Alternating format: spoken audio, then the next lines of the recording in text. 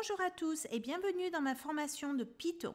Pendant cette troisième leçon, nous allons parler des types de données et des variables. La programmation consiste à accéder, à manipuler et à sortir des données. Python facilite l'attribution de types de données aux variables. Nous allons d'abord discuter des types de données, les entiers et les chaînes. Les chaînes sont essentiellement des textes, alors que des entiers sont simplement des nombres entiers. Les grandes chaînes sont souvent stockées dans des variables qui doivent être analysées pour la sortie. Si vous vous souvenez de la leçon 2, nous avons imprimé « Bonjour monde » ou « Hello World ». Le texte « Hello World » est une chaîne. Une chaîne est définie comme une séquence de caractères entourés de guillemets doubles ou de guillemets simples. Les cordes sont essentiellement des textes. Vous allez régulièrement manipuler du texte et vous familiariserez donc facilement avec les chaînes. Les chaînes, bien sûr, comme tout autre type de données, peuvent être stockées dans les variables. Donc, par exemple, ici, j'ai une variable appelée « message » égale au même « bonjour monde » que la déclaration d'impression. Alors, maintenant, « Bonjour monde » est stocké dans ce message. Donc, si j'imprime ce message, je devrais voir la même sortie qu'avec la déclaration d'impression « Hello World » originale. Exécutons cela. Et comme vous pouvez le voir, le résultat est également le même. D'ailleurs, je veux noter autre chose ici. J'utilise le signe de hashtag pour empêcher certaines lignes de code d'être exécutées dans PyCharm. Lorsque vous placez le signe hashtag devant la ligne de code, il laisse la ligne là, bien sûr, mais il ne fonctionne pas avec Python. Il est donc très pratique d'ajouter un hashtag pour bloquer le code que vous ne voulez pas exécuter tout de suite.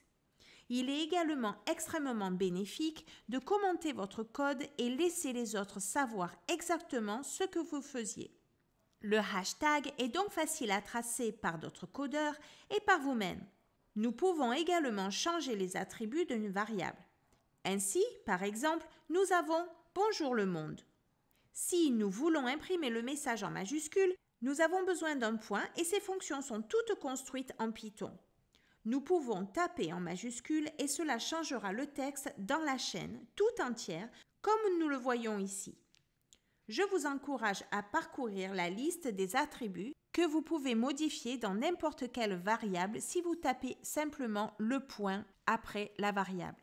Les prochains types de données dont nous allons parler sont des entiers. Les entiers font partie du type de données numériques. Les numériques incluent des nombres entiers, flottants et complexes. Les nombres entiers, illustrés ici, sont attribués aux variables. Ce qui est vraiment pratique à propos de Python est que lorsque vous arrivez sur votre ligne, comme par exemple y égale à 14, Python sait que 14 est un entier et il l'assigne automatiquement comme un nombre entier. Si nous exécutons ce code x et y étant deux entiers, nous pouvons additionner ces nombres comme un calcul simple. Par contre, les choses deviennent intéressantes lorsque l'on divise des nombres entiers. Si nous divisons y égale à 14 par 7, nous nous attendons à obtenir 2. Et nous obtenons 2.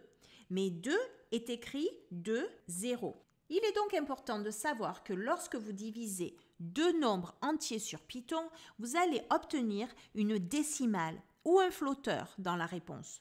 Cela pourrait entraîner des complications avec votre programme. Soyez juste au courant pour l'instant.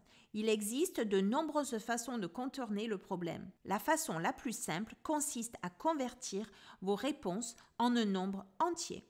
Cette conversion est appelée casting. Donc, si vous convertissez x et y, nous devrions obtenir un 2 ici. Les entiers sont utilisés par toute la programmation Python et vous devez être conscient de tout ce qu'ils font. Soyez prudent lorsque vous ajoutez ou soustrayez les variables entiers. Assurez-vous que les variables contiennent uniquement des entiers. Par exemple, lorsque vous ajoutez un entier à une chaîne, vous obtenez une erreur. Les autres types principaux de données qui existent en Python sont booléen, octet, liste, tuples, ensembles et dictionnaires. Cependant, la chose importante à savoir en ce moment est juste d'être au courant de ces types différents de données. Nous allons passer par chacun d'entre eux de façon individuelle tout en progressant. Mais en attendant, essayez d'ajouter ou soustraire des chaînes pour vous assurer que le résultat que vous obtiendrez est juste. C'est amusant de jouer avec des variables. La pratique vous aidera à vous souvenir de leurs attributs et usages. Certains de ces types de données sont de gros sujets et nous devrons les traiter individuellement. Pour l'instant, essayez de vous familiariser avec les variables de type entier et de chaîne. Vous pouvez laisser des commentaires ci-dessous si vous avez des questions. Donc, c'est tout pour cette leçon. Il est important de comprendre ces types de données et comment les manipuler avec les variables. Dans la prochaine leçon, nous allons parler des listes, comment les créer et ajouter ou supprimer des éléments. C'est un gros sujet en Python.